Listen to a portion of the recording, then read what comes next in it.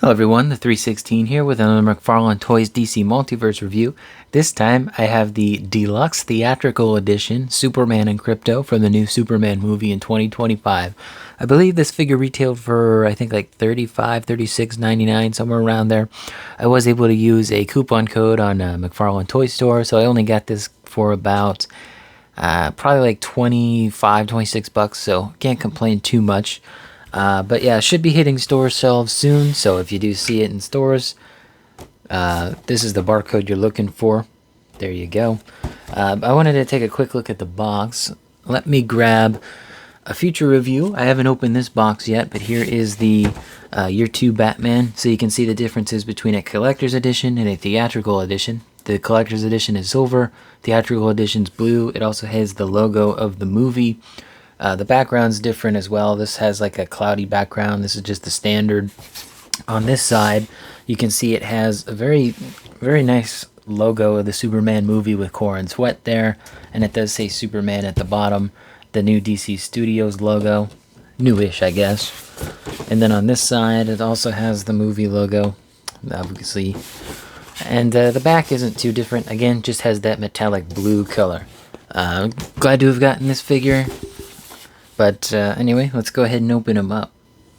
Out of the package, we can take a look at the accessories. Of course, you get a figure stand, put it into the pile. Here's a look at the Deluxe Theatrical Edition card with Krypto and Superman on it. It does have a unique read-up, thankfully. Put that in the binder. The background is actually from the Fortress of Solitude. The only thing I don't like about it is that it has the glued plastic on it, so if you want to keep the background, you're going to have to get a little creative with the gluing there. He comes with a right fist hand, a left grabby hand, and then two of the, bitch slap flight hands. And then he comes with 4 different face plates, and they're all pretty much identical. Like, it's very difficult to tell the difference between the 4 of them. I'm trying to get them all on my hand here so you can see them, but alright, I'll just do it this way. This might be better. Alright, fine. Alright, fine. So yeah, you get 4 different face plates. And here's 2 of them. This is the one that came on the figure.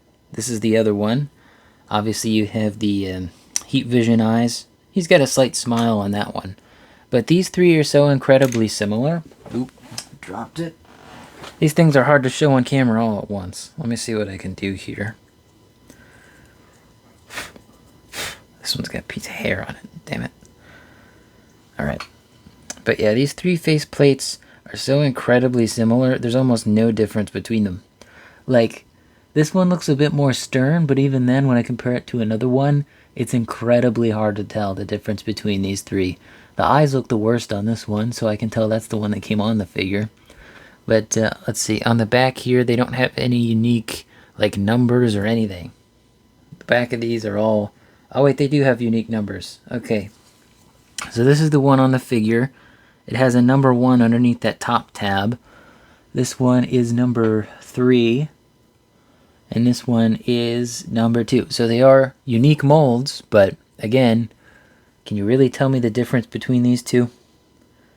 Like, can you? Because... even in person, it's tough to tell. He looks a little more stern in that one, but, like, what's the difference here? Like, he's got no smile on any of these.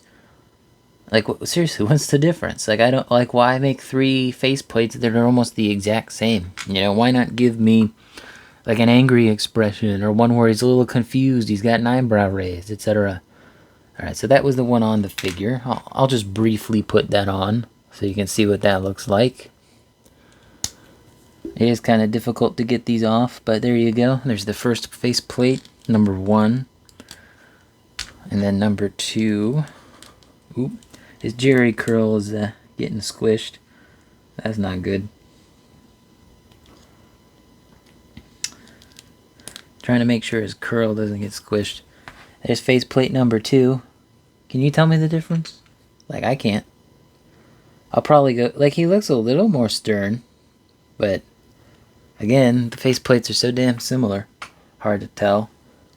On the face, it definitely stands out a little bit better, but... And then the third face plate, I already showed you what the laser eyes look like. Is that just a little bit more stern?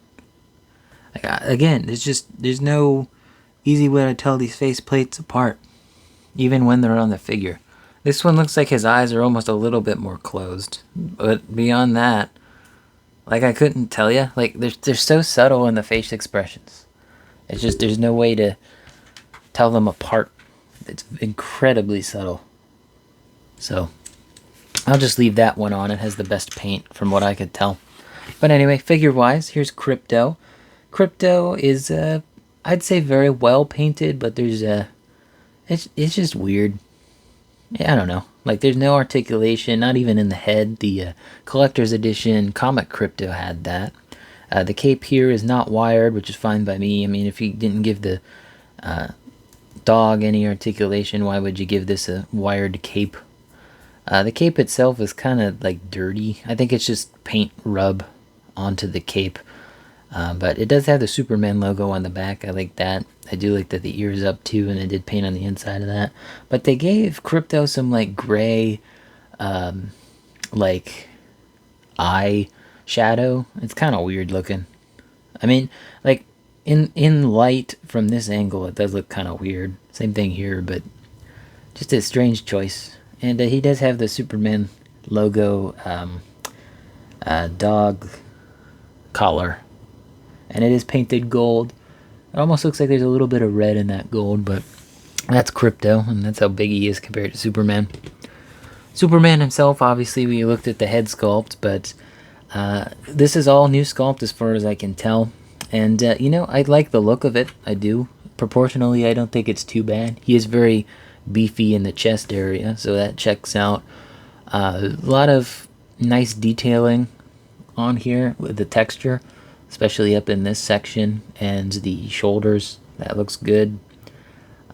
Let's see, I didn't take a look at the back of the figure, but he does have a wired cloth good cape with the Superman logo up there. Not a big wingspan. I don't really care how big the wingspan is. The back here you can see that's all painted as well, textured nicely. I think it's even got a zipper cover at the top of the boot. I like that detail. What I like about this cape here, let me raise the camera. The cape here, it has a bit of wiggle room, so you can pull it backward, or you can pull it all the way forward, so you can have him really, you know, scrunched up with the cape if you want to, or you could have it all the way back like that. So I'm glad that there is wiggle room in there. Some other figures could have really used that in this line. Year 1 Batman. Or not Year 1 Batman, first appearance Batman. Mine does have a little bit of a lean forward. He is struggling standing up a bit. That's what the stands are for, but I don't use the stands on my display. So this is practically the same figure as the non-theatrical version, which I do not have, but this one has a wired cape and the face plates, which, Oh, and Krypto, of course, back there. Card's different too. There is some terrible paint work on my belt, like especially right there, the side over here. This isn't too bad, I could live with that, but it's kind of sloppy, especially on that main buckle. Just not well done. I'm not a fan of that. Just not good. Not good. But, you know, the color-wise, it looks pretty good. I think the blue is just the right color. The red is a bit more orangey than I was expecting, but the yellow is a little too bright. Obviously, it's not gold paint, but I wish they used gold paint. Logo itself, I think, came by pretty much unscathed. There's a little, like, dot here, but the yellow is actually oversprayed on that, rather than the red being just an extra dot there. Hand-wise, it's weird he only gets one fist. I don't know why they gave him one fist and one grabby hand, especially when he has no accessories. I mean, I guess he could, like, you know, pull Krypto here if he wanted to, but I don't think Superman would do that. You know, he could try to... There you go, something like that. But I don't know why the grabby hand. It's a weird choice. We can get into articulation now, since this is an all brand new sculpt. I'll do the whole thing. Head sculpt, can look down, not much. Look up, basically nothing. No flight poses here. Tilt, it does not want to tilt. Honestly, it feels like I'm going to pull the head off at that point. Ugh. I think I see what the issue is.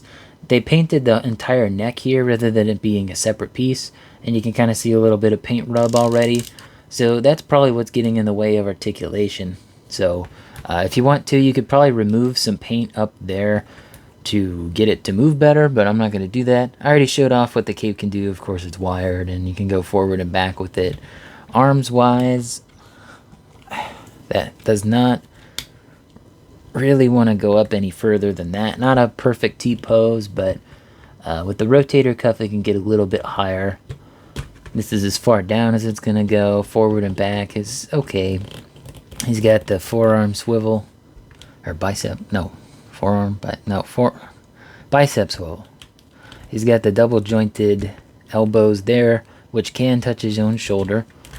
And obviously, you know what the hands can do, full 360, and it's got, you know, one of the hinge pieces, and if you're able to, you can twist it so that it can go the opposite way as well. The other one of mine is stuck. The midsection is, of course, the double ball joint system. Lean forward, actually not too bad for Mcfarlane. Lean backward, not a lot, not great. And then, of course, it can get side to side there, and then you got a swivel up top, and then a swivel at the bottom, which is tighter than the swivel at the top. And then leg-wise, it's kind of wobbly up there. Don't like that. He can do the splits. Of course, the diaper gets in the way. That's about as far up as I can get it realistically. Kick-wise, it's more of a side kick than a front kick. Backward is very good, surprisingly. That's a shocker. Knee-wise, he does have the double-jointed knees. Can't kick his own ass. Oh, well. And then he's got the ankle articulation. He's got the swivel, the hinge there. Put it any way you like. And you got the pivot on the foot. And the toe bend, which is good. So that's the articulation for Superman here. Let me get him in a better pose and see if I can stand him properly. Again, he has issues standing up. At least my figure does. So Superman and Krypto here. It does not want to focus. What the heck? Let's lower this. Why do you not want to focus all of a sudden? That sucks. Come on. Where's my... Alright, let's wipe the camera off. I got a cloth. Darkness is your ally. Why is it... What the heck is going on here? It does not want to focus. This has never happened. Alright, I'm going to pause. Alright, I think I got it refocused, but now it's time for size comparisons. So, Superman here stands at, I'd say, just about over 7¼ inches, closing in closer to 7.5 inches tall. Krypto here, Krypto at the top of his ear stands at just over 2 inches tall. Lengthwise, he's about 3 inches, 4 inches, give or take. But let's go ahead and see how these guys look next to some other Superman figures. So, starting off, and there goes the focus again. We got Krypto here from the Collector's Edition 2-pack. Obviously, different Kryptos. One's comic, one's not. He's got head articulation at the very least, but, you know, this is, what, a retriever, and this is, like, a different kind of dog. I don't know the name of the dog breed, but there's both of the Kryptos.